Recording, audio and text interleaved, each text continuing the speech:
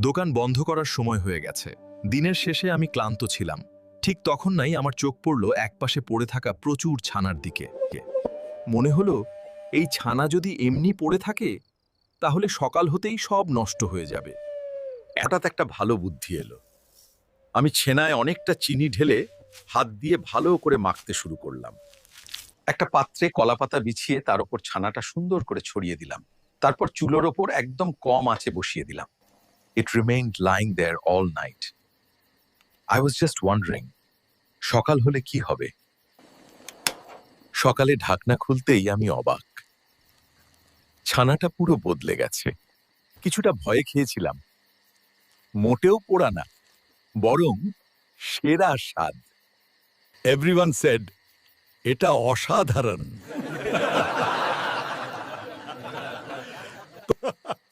এইভাবেই এক ভুল, এক রাতের অপেক্ষা আর একটু সাহস থেকে জন্ম নিল